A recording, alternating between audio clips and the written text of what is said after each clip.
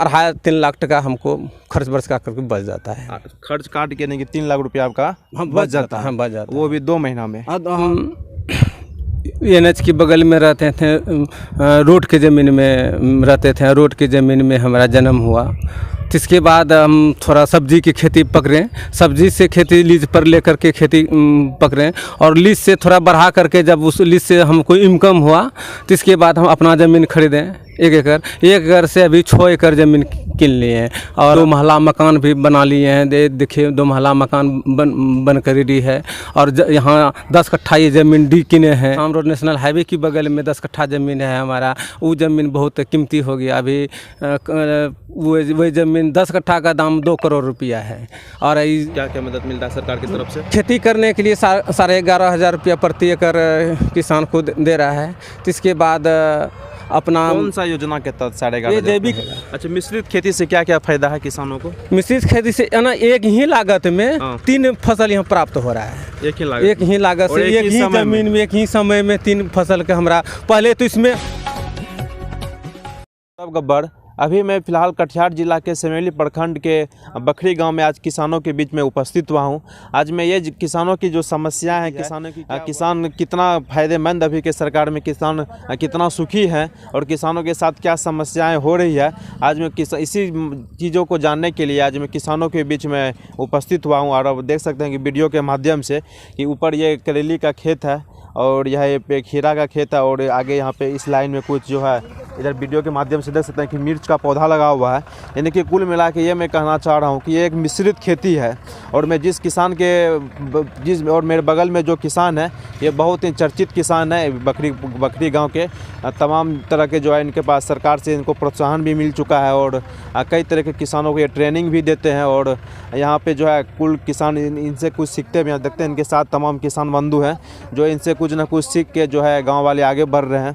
तो और विशेष जानकारी यहाँ पे हम किसान से लेना चाहते हैं। सबसे पहले तो सर बताइए पहले कि ये जो आप मिश्रित खेती कर रहे हैं, इसकी शुरुआत आप कब से की है?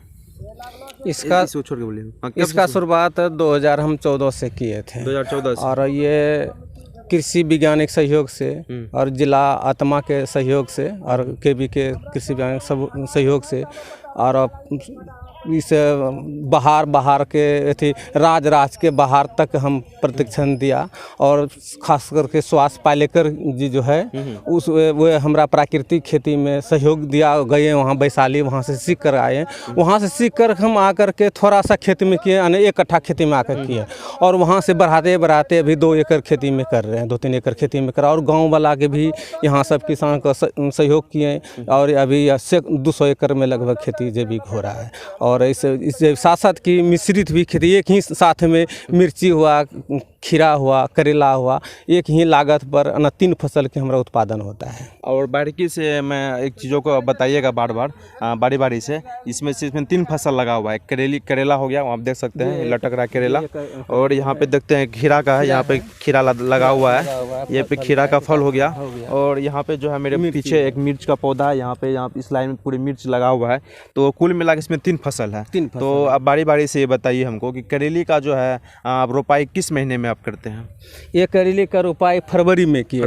फरवरी में। और खीरा का रोपाई कब करते हैं? खीरा का एक ही साथ किए, एक ही साथ। और इधर मिर्ची की भी किए हैं। मिर्ची ये फल रहा है। हाँ, देखिए आप जूम करके दिखाइएगा, कैमरामैन से मैं आग्रह करना चाहता हूँ। देखिए मिर्ची यहाँ पे कितना अच्छा फल रहा है। तो तीनों जो है आप एक ही साथ लगाए, इधर नजदीक, तीनों एक ही साथ लगाए हैं। जिसमें कि खीरा का हम मिर्ची जो है यहाँ रह जाता है, खीरा यहाँ से आकर के इस गन में रह जाता है।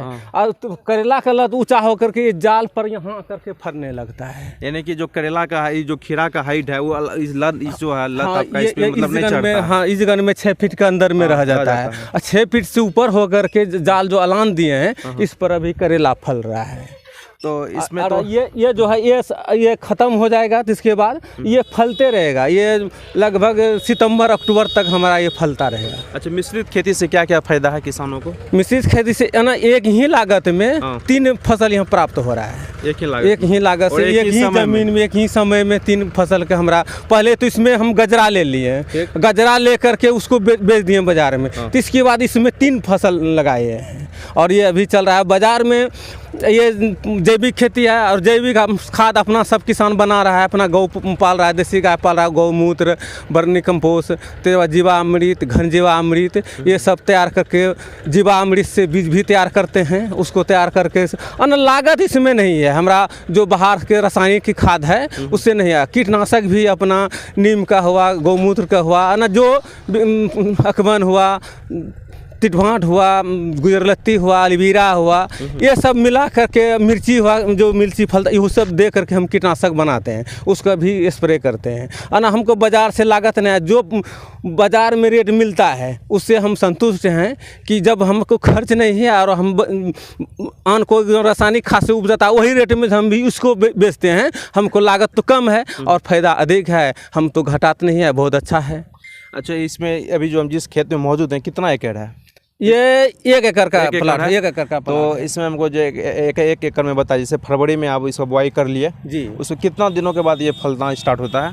ये लगभग 50 दिन के अंदर में गिनती के साथ ये तैयार हो जाता है। 50 दिन के अंदर जो आपका खीरा भी फरने लगता है और करेले भी फरने और मिर्च में भी जो है फूल बाती वगैरह आने लगता है। जी। तो इसमें 1 एकड़ में कितना खर्च आ जाता है आपको?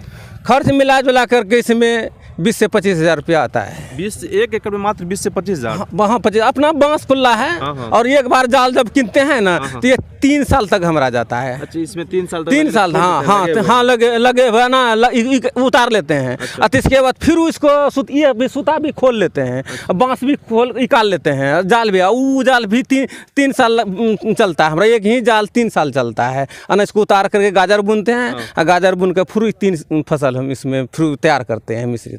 अच्छा, जैसे 1 एकड़ में आप बताएं कि 25 से 30 हज़ार रुपया खर्च आता है जी। तो अगर खर्च काट दे तो मुनाफा कितना हो जाता है? मुनाफा लगभग गाजर से और खीरा करेला से 2.5-3 लाख टका हमको खर्च बर्च का करके बच जाता है। खर्च काट के नहीं कि 3 लाख रुपया आपका बच जाता है? बच जाता है, वो भी 2 महीना में। हाँ, 2-3-4 महीना का अंदर फसल है। मतलब कि 3-4 महीना में ख़त्म हो जाता है। हाँ, 3-4 महीना का फसल है, लेकिन स्टार्टिंग जो है कि 50 दिन से स्टार्ट हो जाता है। 50 से 2 महीना, उसके बाद जो है 3 से 4 महीना में जो आपका 2.5 लाख रुपया का मुनाफा हो जाता है। अच्छा, इसमें आप ये चीज़ बताइए, आप यहाँ पे कितने किसान को अभी तक ट्रेंड कर चुके हैं? आपको यहाँ लगभग 100 किसान को, हमारा गांव में 100-150 किसान है और बाहर से भी हर एक प्रखंड से आकर के सीख करके गया। 50-50 किसान के सरकारी आत्मा के द्वारा से आकर के सब प्रखंड का आकर के यहाँ से ट्रेनिंग लेकर के वहाँ कर रहा है। जैसे कि अमूल हुआ, जैसे सिरसा हुआ, हफला हुआ,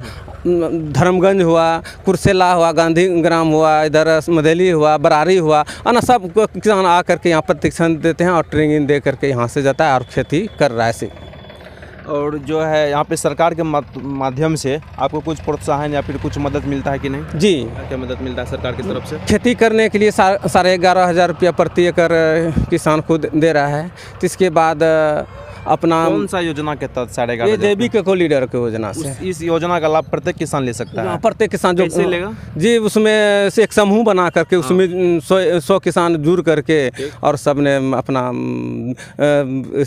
जमीन का रसीद से दे करके अपना किसान रजिस्ट्रेशन है सब दे करके अपना लाभ ले रहा है। और दूसरा क्या फायदा मिलता है आपको सरकार की तरफ से? सरकार जैसे बीज हुआ। बीज कहाँ से मिलता है, लाते हैं आप लोग? बीज तो अपना भी बना रहे हैं। कुछ बीज बाजार से भी लाते हैं। जो फला हुआ है, करेला है, खीरा है, मिर्च है, सब का बीज आप घरे में ही तैयार करते हैं? जी, कुछ बीज बाजार से भी लाते हैं। हाँ, बाजार से भी लाते हैं कुछ। और भी सरकार की तरफ से कुछ अगर मांग थी, क्या बोलते हैं, और भी सरकार की तरफ से कुछ आपको मदद मिलता है? जी, उसे तो पुरस्कार भी मिला है, गाड़ी मिला है, सब्जी बाजार तक पहुंचाने के लिए गाड़ी भी दिया है टोटो। उसको लाद करके 10 बोरा 15 बोरा लाद लेते हैं, यहाँ से बाजार पहुंचा देते हैं। तो इसके बाद उससे ज़्यादा होता है तो जैसे बिहार शरीफ, ताजपुर, भागलपुर ये सब पहुंचा देते हैं, पिकअप के सहारे उसको पहुंचा देते हैं। पिकअप सरकार की तरफ से मिला है? जी, पिकअप सरकार की तरफ से नहीं मिला है, भाड़े पर मिलता है, उसको पहुंचाते हैं। अपना सब्जी है सबको 2-4-10 किसान को लेते हैं, कोई 5 बोरा टूटा, किसी को 6 बोरा टूटा, किसी को 10 बोरा टूटा, सब एक जगह समूह में जोड़ाव करते हैं, उसको भेज देते हैं। अच्छा, आपका क्या नाम है? पंचलाल मंडल। अच्छा, आप एक चीज़ और बताइए, ये जो फसल लगा हुआ आपका 1 एकड़ में, इस फसल का इंश्योरेंस हुआ है? जी, इंश्योरेंस नहीं हुआ तो ये तो समस्या है आप लोगों के साथ। जी, उस तो समस्या है इंश्योरेंस चलिए कि अभी प्रकृति से इन लोगों को झेलना होगा। अगर आंधी तूफान बारिश हो गया, अगर उसका नुकसान हो जाता है, ओलावृष्टि हो गया, पत्थर हो गया, ओलावृष्टि होता है, आंधी तूफान से अगर इसका फसल को नुकसान हो जाता है तो इसका मुआवजा तो सरकार नहीं मिलेगा आपको? जी, वैसे तो मिलता है, जैसे कि एकड़ के हिसाब से, जैसे कि 8,000 10,000 एकड़ के जो क्षति हो जाता है तो उस किसान को मिलता है। वो तो बाढ़ इलाका है, बाढ़ग्रस्त इलाका माने जैसे कि हाँ, तो मिलता। इंश्योरेंस करने के बाद होता है कि कभी मिला कभी नहीं, कभी चक्रवाती तूफान आया नहीं आया, उसको भरते रहते हैं तो थोड़ा दिक्कत किसान को आता है, थोड़ा समस्या। और वो तो छोड़ेगा नहीं आपको इंश्योरेंस। ये चीज़ हमारा अपना खेत है, अपना सब चीज़ है, और इंश्योरेंस तो ये साथ साथ ये जो है बाढ़ की इलाका नहीं, सूखा इलाका है, यहाँ पानी तानी उतना व्यवस्था नहीं आता है। अच्छा, दूसरा चीज़ ये बताइए कि जैसे ये तो जैसे करेला हो गया, आपका खीरा हो गया, ये तो कच्चा चीज़ हुआ जी। अगर मान के चलिए आज इसको हम तोड़ के मार्केट लेके गए, मार्केट में उचित मूल्य नहीं मिल सका तो आप इसका भंडारण तो नहीं कर सकते हैं? नहीं, इसको नहीं करते। कभी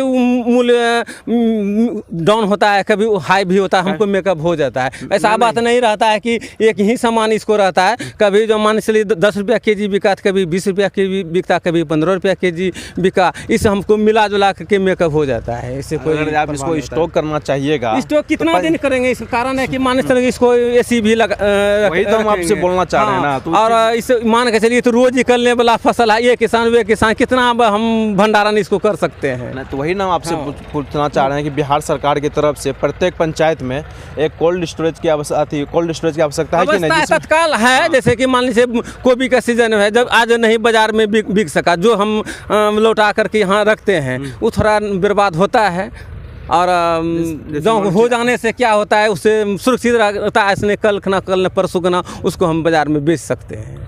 जैसे मान के चला इतना कड़ी धूप में मेहनत करके ये फसल को आप उगा रहे हैं, ठीक है, और आप जो है यही जब मार्केट में जाता है करेली या फिर करेला जो है, इसका एक जो है मैन्युफैक्चरिंग करके इसका जूस जब मार्केट में आता है तो जूस जो है बहुत महंगा बिकता है। जो बड़े बड़े उद्योगपति जो हैं वो पहले तो इनको स्टॉक करते होंगे, तो अगर वही सुविधा किसानों के बीच आ जाए तो और किसान जो है इस खेती को और ज़्यादा अग्रसर होगा। इसको आप पंचायत में अपना स्टॉक कर सकते हैं ताकि जो और ज़्यादा से ज़्यादा किसानों को मुनाफा हो जाए। तो किसानों के साथ दो सबसे बड़ी समस्याएं हैं जो ये बागवानी खेती करते हैं। पहला तो ये कि कोई भी खेती हो, मक्का हो, गेहूं हो, जो है उसका फसल का इंश्योरेंस होना बहुत ज़रूरी है, ताकि किसान जो है जो किसान है अपना जो मेहनत में कमी नहीं लाए और किसान को एक लगे कि जो है जिस मेहनत जो हम कर रहे हैं वो सही दिशा में मेहनत कर रहे हैं, सरकार का भी सहयोग है।